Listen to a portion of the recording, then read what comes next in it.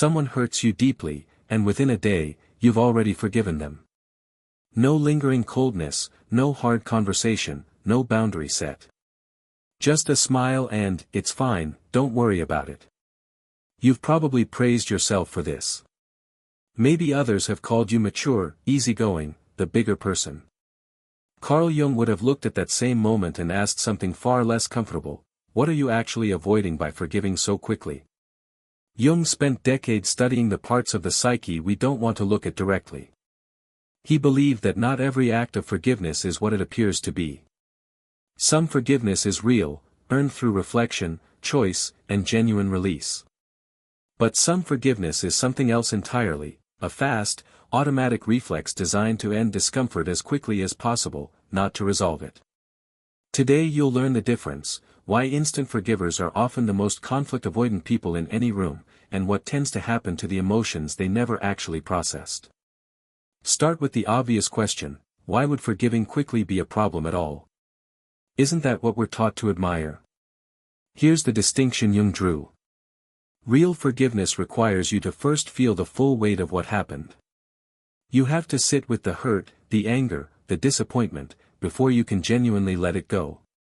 Instant forgiveness skips that step entirely. It's not release, it's avoidance wearing the costume of virtue. And avoidance always has a cost, even when it looks generous from the outside. The first sign of this pattern is discomfort with silence after conflict. Watch what happens the next time you're hurt by someone close to you.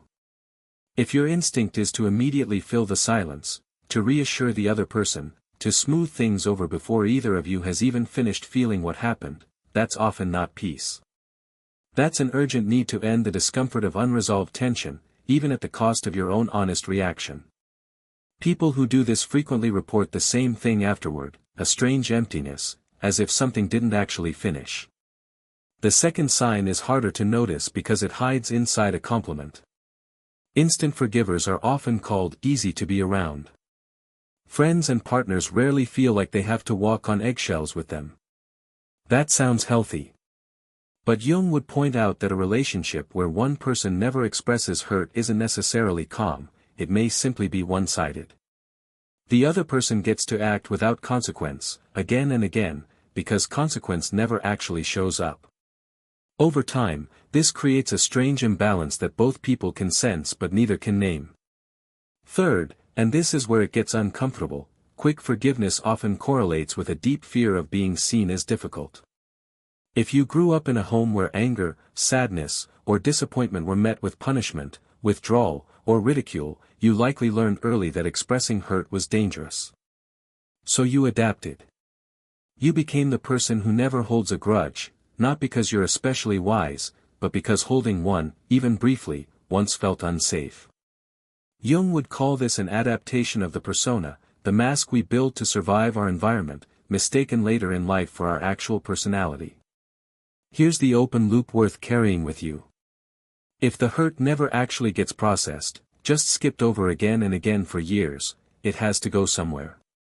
It doesn't disappear just because you decided, consciously, to let it go. And the place it eventually surfaces is rarely where you'd expect, and rarely aimed at the person who caused it in the first place. We'll come back to exactly where it lands. Fourth, fast forgivers often struggle to identify what they actually feel in the moment of the hurt itself. Ask someone who forgives instantly how they felt when the betrayal happened, and you'll often get a strange blankness.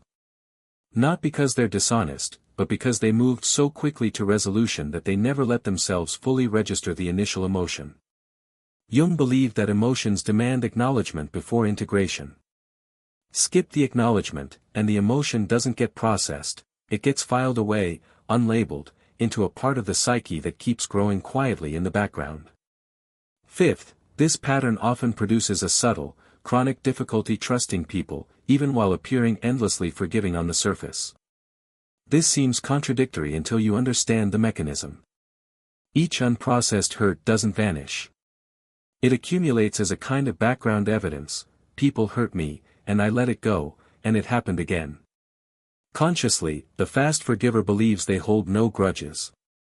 Unconsciously, they're building a quiet case that people, in general, cannot be fully trusted, because none of the actual hurts were ever resolved, only postponed.